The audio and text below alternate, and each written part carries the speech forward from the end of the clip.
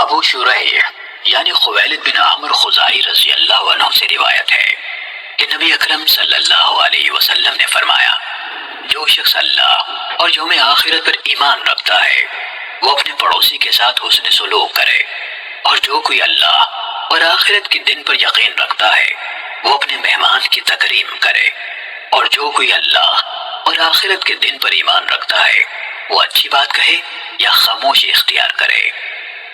صحیح مسلم حدیث نمبر 176۔ ابو بکر بن ابی شیبہ نے کہا، ہمیں وکیع نے سفیان سے حدیث سنائی، نیز محمد بن مثنی نے کہا، ہمیں محمد بن جعفر نے اور انہیں شعبہ نے حدیث سنائی۔ ان دونوں یعنی سفیان اور شعبہ نے قیس بن مسلم سے اور انہوں نے طارق بن شہاب سے روایت کی۔ الفاظ ابو بکر بن ابی شیبہ کے ہیں۔ طارق بن شہاب نے کہا کہ پہلا شخص جس نے عید کے دن نماز سے پہلے خطبے کا آغاز کیا مروان تھا۔ ایک آدمی اس کے سامنے کھڑا ہو گیا اور کہا، نماز خطبے سے پہلے ہے؟ مروان نے جواب دیا، جو طریقہ یہاں پہلے تھا وہ ترک کر دیا گیا ہے۔ اس پر ابو سعید رضی اللہ عنہ نے کہا، اس انسان نے یعنی جس نے صحیح بات کہی تھی اپنی ذمہ داری پوری کر دی ہے۔ میں نے رسول اللہ صلی اللہ علیہ وسلم سے سنا، آپ فرما رہے تھے، تم میں سے جو شخص منکر یعنی ناقابل قبول کام دیکھے اس پر لازم ہے کہ اسے اپنے ہاتھ یعنی قوت سے بدل دے، اور اگر اس کی طاقت نہ رکھتا ہو تو اپنی زبان سے اس کو بدلے، اور اگر اس کی بھی طاقت نہ رکھتا ہو تو اپنے دل سے اسے برا سمجھے اور اس کے بدلنے کی مثبت تدبیر سوچے، اور یہ سب سے کمزور ایمان ہے۔ صحیح مسلم حدیث نمبر 177۔ اعمش نے اسماعیل بن رجا سے، انہوں نے اپنے والد یعنی رجا بن ربیعہ سے، اور انہوں نے حضرت ابو سعید خدری رضی اللہ عنہ سے، نیز اعمش نے قیس بن مسلم سے، انہوں نے طارق بن شہاب سے، اور انہوں نے ابو سعید خدری رضی اللہ عنہ سے مروان کا مذکورہ بالا واقعہ اور ابو سعید خدری رضی اللہ عنہ کی حدیث جو انہوں نے نبی صلی اللہ علیہ وسلم سے سنی اسی طرح بیان کی جس طرح شعبہ اور سفیان نے بیان کی۔ صحیح مسلم حدیث نمبر 178۔ صالح بن کیسان نے حارث بن فضیل سے، انہوں نے جعفر بن عبداللہ بن حکم سے، انہوں نے عبد الرحمن بن مزور سے، انہوں نے رسول اللہ صلی اللہ علیہ وآلہ وسلم کے آزاد کردہ غلام ابو رافع سے، اور انہوں نے حضرت عبداللہ بن مسعود رضی اللہ عنہ سے روایت کی کہ رسول اللہ صلی اللہ علیہ وسلم نے فرمایا، اللہ نے مجھ سے پہلے کسی امت میں جتنے بھی نبی بھیجے ان کی امت میں سے ان کے کچھ حواری اور ساتھی ہوتے تھے جو ان کی سنت پر چلتے اور ان کے حکم کی اتباع کرتے تھے۔ پھر ایسا ہوتا تھا کہ ان کے بعد نالائق لوگ ان کے جانشین بن جاتے تھے، وہ زبان سے ایسی باتیں کہتے جن پر خود عمل نہیں کرتے تھے، اور ایسے کام کرتے تھے جن کا ان کو حکم نہ دیا گیا تھا۔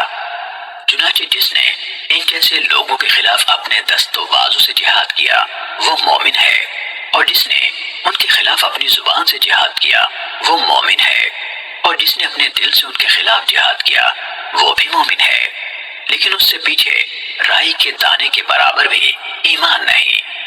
ابو رافع نے کہا، میں نے یہ حدیث عبداللہ بن عمر رضی اللہ عنہما کو سنائی تو وہ اس کو نہ مانے۔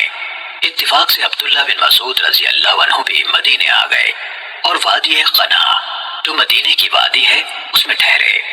عبداللہ بن عمر رضی اللہ عنہما نے مجھے بھی ان کی عیادت کے لیے اپنے ساتھ چلنے کو کہا، میں ان کے ساتھ چلا گیا۔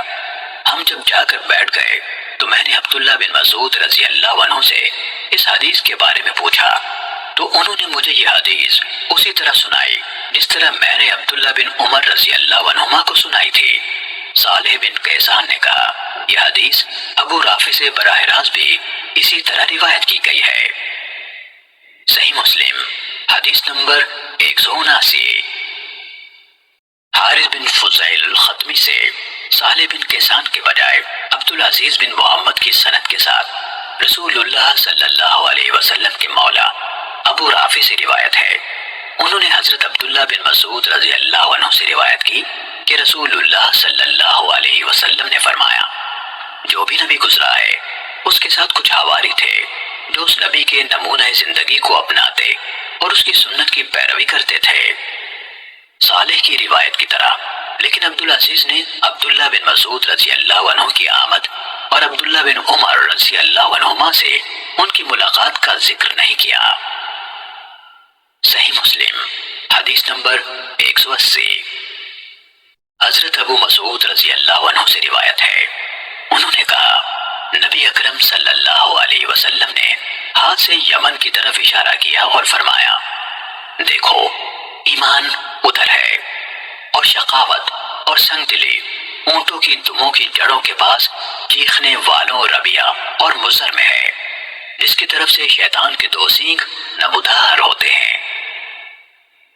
صحیح مسلم حدیث نمبر 181۔ ایوب نے کہا ہمیں محمد ابن سیرین نے حضرت ابو ہریرہ رضی اللہ عنہ سے حدیث سنائی، انہوں نے کہا کہ رسول اللہ صلی اللہ علیہ وسلم نے فرمایا، اہل یمن آئے ہیں، یہ لوگ بہت زیادہ نرم دل ہیں، ایمان یمنی ہے، فقہ یمنی ہے، اور دانائی بھی یمنی ہے۔ صحیح مسلم حدیث نمبر 182۔ عبداللہ بن عون نے محمد بن سیرین سے انہوں نے حضرت ابو ہریرہ رضی اللہ عنہ سے روایت کی، انہوں نے کہا کہ رسول اللہ صلی اللہ علیہ وسلم نے فرمایا، اسی پچھلی حدیث کے مانند۔ صحیح مسلم حدیث نمبر 183۔ صالح نے اعرج سے روایت کی، انہوں نے کہا حضرت ابو ہریرہ رضی اللہ عنہ نے کہا رسول اللہ صلی اللہ علیہ وسلم نے فرمایا، تمہارے پاس یمنی لوگ آئے ہیں، وہ زیادہ کمزور دل اور سینوں میں زیادہ رقت رکھنے والے ہیں، فقہ یمنی ہے اور حکمت بھی یمنی ہے۔ صحیح مسلم حدیث نمبر 184۔